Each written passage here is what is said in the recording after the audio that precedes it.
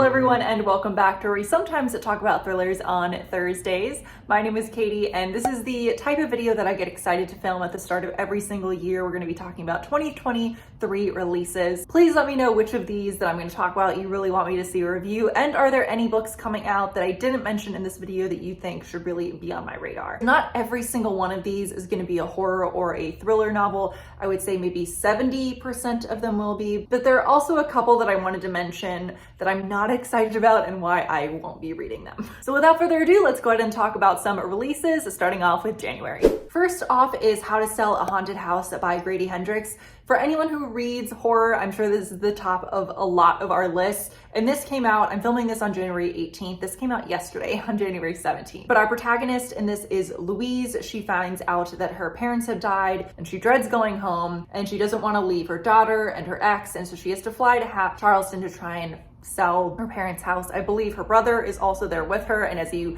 can guess, it turns out it's haunted. I love the trope of someone, especially in horror, returning back to their family home and secrets being uncovered. As a lot of you might know who follow my channel, I really loved Southern Book Club's Guide to Slaying Vampires. It was one of my favorite new horror novel releases, but I did not love the Final Girl support group. I have both of those reviews up. I'll have them linked down below. So I am really excited about this, but I'm trying not to go. I think basically I just went into Final Girl support group with too much hype coming off of having read one of his books that I really loved. So I'm excited about this, but I'm trying to, temper my expectations. Next is the book that I'm most excited about. I'll just flat out say about any book on this list, and that is Don't Fear the Reaper by Stephen Graham Jones. This is the sequel to My Heart is a Chainsaw, which I've also reviewed on this channel, one of my favorite horror novels of all time, not just of, past years, just of all time. This is really impossible to talk about given that it's a sequel without kind of spoiling the last one. So I'll just say that I have a review of My Heart is a Chainsaw, but in My Heart is a Chainsaw, we had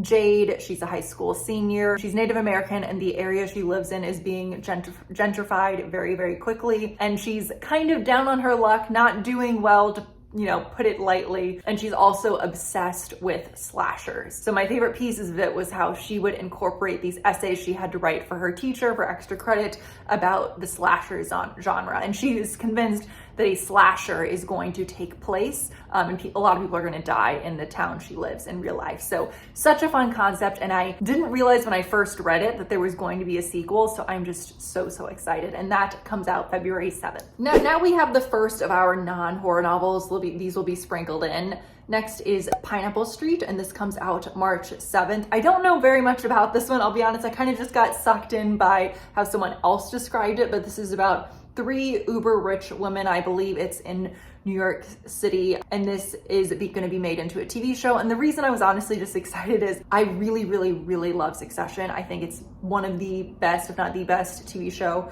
out right now that's still going on. And when people were describing Pineapple Street, they said if you love Succession, you're really gonna love this. So that basically just sold me. Then is Lone Woman by Victor LaValle, and if his name sounds familiar, I've reviewed and loved The Devil in Silver on my channel before. This comes out March 21st, and I've been wanting to read more Victor LaValle. And the concept of this, like all of his horror novels, sounds so unique. But this is about a young woman named Adelaide, and it takes place in 1914 in the United States. And she's taking advantage of the government's offer to free land for those who can cultivate it. So this is a blend of historical fiction, and she's dragging around, and this is what I think is so interesting, she's dragging around a trunk at every stop, and she's kind of known as the Lone Woman. And I believe, I could be wrong, that every time the trunk is opened, people die. But Victor LaValle always does a really great job at blending of horror and race. So if that's something you're interested in, I just highly recommend his books in general, but I cannot wait to check this out. This is gonna seem maybe the most random one on my list. I don't know why. Maybe it's because I've been playing a lot of Wingspan, but it just kind of piqued my interest. But next is Bird Girl Looking to the Skies in Search of a Better Future by Maya Rose Craig. I mentioned in my last video that I want to read more nonfiction this year, so that's why you'll see well, maybe just this one is nonfiction on the list. But just an example, a couple of you recommended Know My Name by Chanel Miller. I've already started that. I used to read a lot more nonfiction and I was kind of craving it again. But this is a memoir about a young woman who is an environmentalist known as the Bird Girl. And to date, she has seen over 5,000 different types of birds, which that alone probably wouldn't pique my interest that much. I'm not that into birds, but I really, really love it. I used to read a lot more travel nonfiction, and so this is a lot about her travels. So I love memoirs focused on travel, so really excited about this one. Next, on March 28th, comes out A House with Good Bones by T. Kingfisher. And first, I'm gonna pause and say, the reason I'm so excited about this is because I haven't read anything by T. Kingfisher, but I was listening to a podcast and they were recommending some books. It was the Popcast, if any of you listen to that. And she said that Nettle and Bone was a really great, dark, creepy fantasy.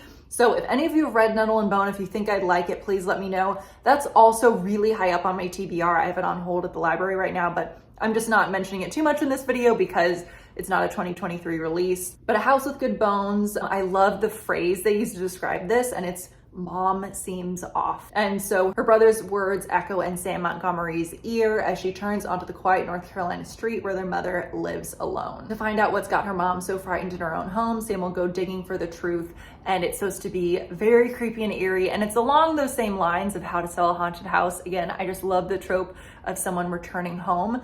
But again, I know it sounds so weird to be excited about an author that I've never read, but I can just sense, I really, really hope that I'm gonna love Nettle and Bone, and I hope this is gonna be a new favorite author for me. Then we have Homecoming by Kate Morton.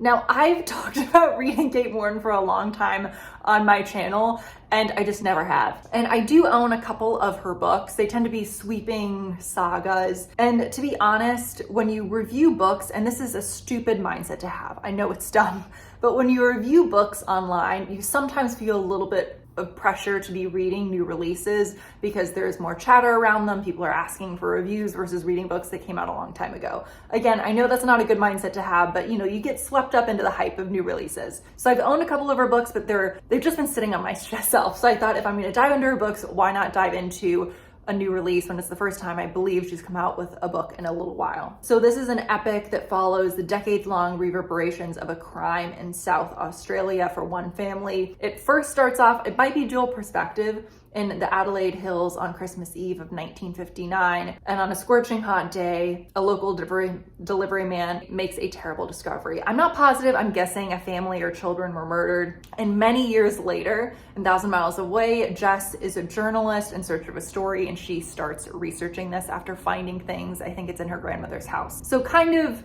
not true crime, that's probably not the right word because I don't think this is true crime, but a little bit more of I love the idea of a sweeping epic over many years, also blended with crime. And again, I've just been really excited to read Kate Morton for a while, and this comes out on April 4th. And finally, before we move into books I'm not excited about, is The Haunting of Alejandra by V. Castro. This is weaving in popular Mexican folklore of the legend of La Llorona, and this is a horror novel that centers around a woman exploring her family's past and deals with an unexplainable inner darkness that wants to consume her. I do not know. I know there's been a few horror movies about La Llorona, and I just have not seen any of them. I haven't read any books on the topic. So for that alone, I'm really, really excited about this one, and that comes out April 18th. Now, I only have 2 books to talk about why I'm not excited about them, but I just wanted to mention it because I think in the general book world, and then for one, and then for the other in the horror world, people are gonna be excited about these. So I just wanted to mention why I'm not reviewing them. First is Hellbent by Leigh Bardugo.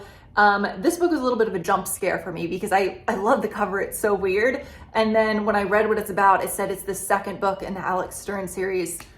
I had blocked out Ninth House out of my mind. I really despised that book, and it's the only thing I've read by Leigh Bardugo, so nothing against her writing, I just hated the plot. I have a full non-spoiler review on why I disliked it, which I'll have linked. But I was, again, this is so stupid, but I was just excited about it based on the cover alone, which, I know it doesn't really make sense. So probably won't be checking out that one. And then I also wanted to mention Looking Glass Sound by Catriona Ward. Catriona Ward has quickly, risen really quickly in the horror novel world. She wrote The Last House on Needless Street, which I read and reviewed. She also released Sundial, which I'm about halfway through reading. So this takes place in a lonely cottage overlooking the windswept Maine coast.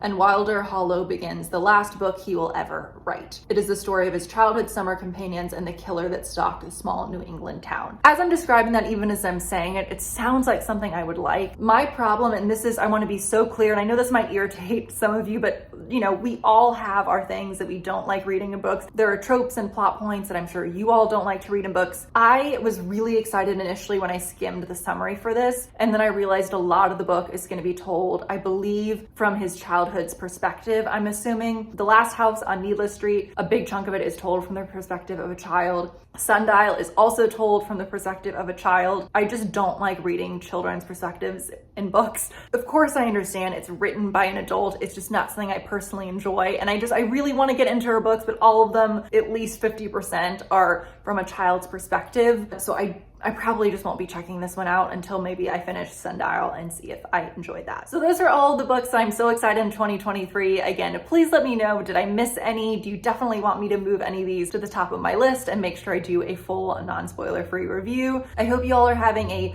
wonderful start to the year, and I'll see you in the next one. Bye.